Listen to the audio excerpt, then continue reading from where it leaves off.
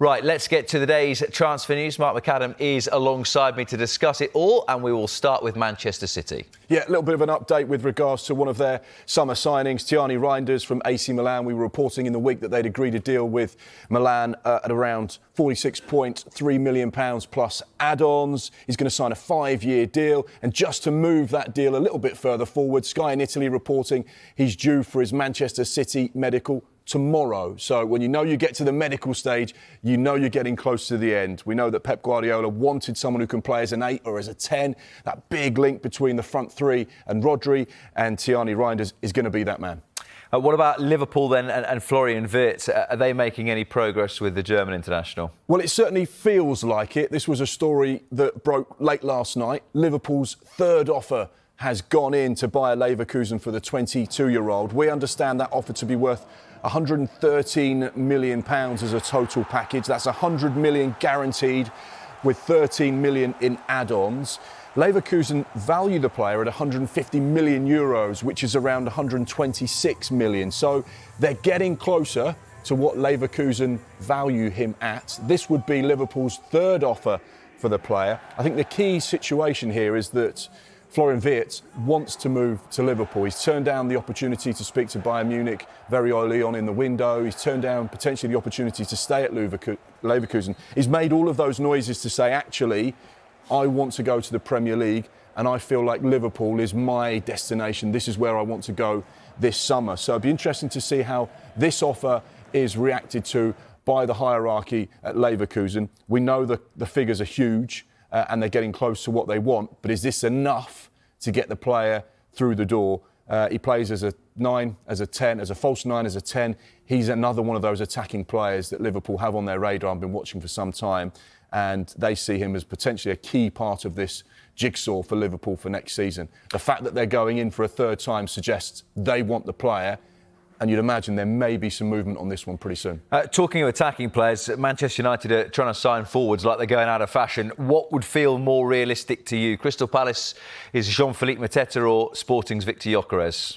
Well, this is another story that's developed over the course of the last 24 hours. Now, you speak to Crystal Palace and they'll say absolutely no chance does Jean-Philippe Mateta leave us this summer. He's got 2 years left on his current deal.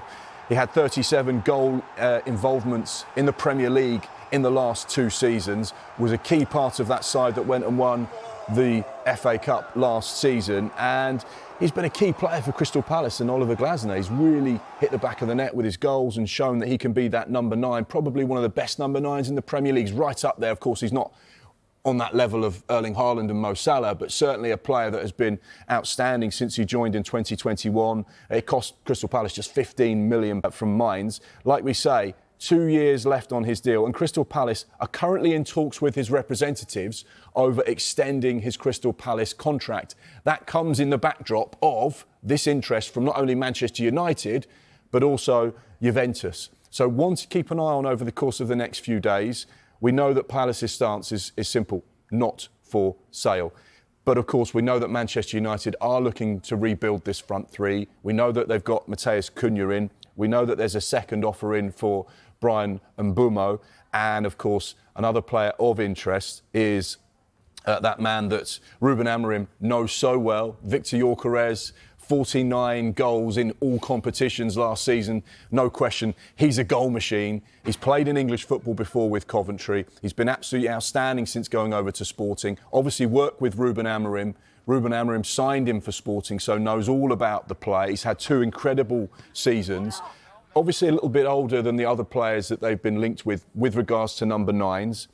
But one to keep an eye on. Still no formal club-to-club contact as of yet. You get the feeling, though, that once Man United get that Mbeumo-shaped hole filled, they'll then say, right, number 9, that's our final piece of that front three. Viktor Gyokeres is the man.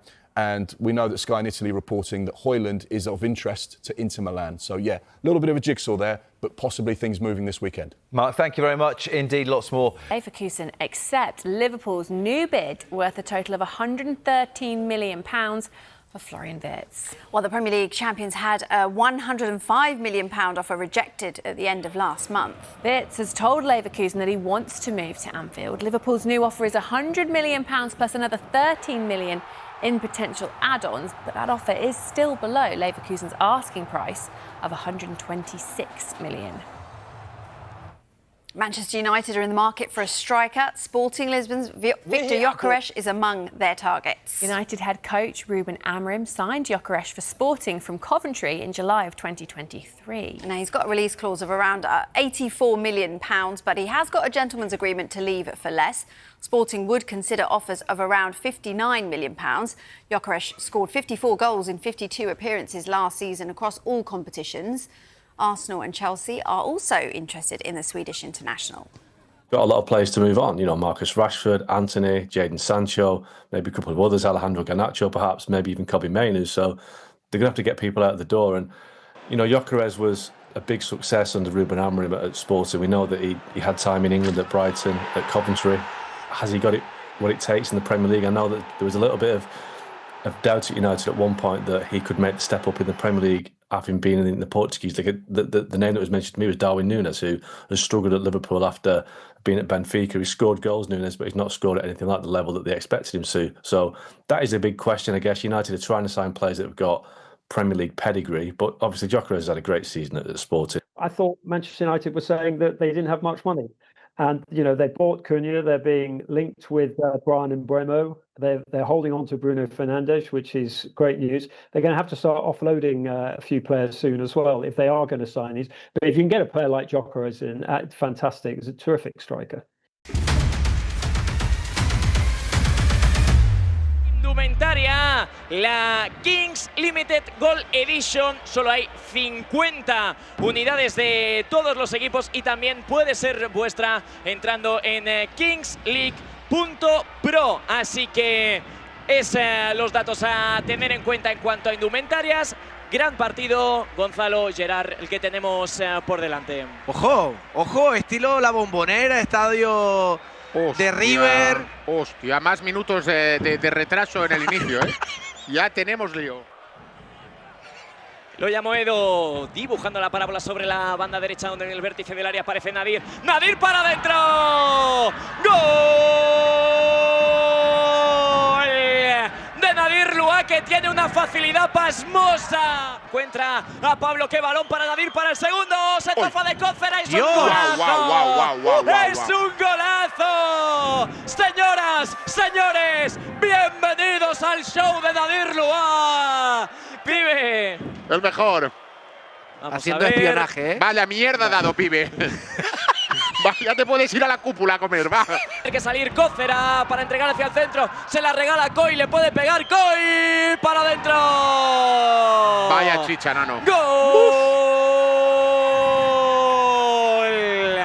De Porcinos Óscar Coy. Ah, pues sí. Pero es que, señores, Pero te lo dije, Romero. ¿Cómo lo usamos? Penalti. Será penalti. Vamos, Cuni. Puede meter en el partido a Cuni. Jordi para adentro, ¡qué golazo! ¡Guau! ¡Dios! ¡Gol! Vamos con Nadir Lua y con Laura Vizcaíno. Pues sí, Nadir, 2 goles, victoria y a cuartos, enhorabuena. Sí, sabíamos que el partido iba a ser muy importante porque veníamos de una muy mala dinámica. El equipo ha estado bien, sufríamos defensivamente y creo que hemos estado muy juntitos. Y nada, primer objetivo cumplido. Os espera Science, rival complicado, imagino. Sí, empatamos contra ellos y en shootout perdimos. Ha quedado segundo por algo. Nada, concentración, confianza con nosotros mismos y intentar ganar para el sábado estar en el Wizzing. Pues lo veremos mañana, mucha suerte.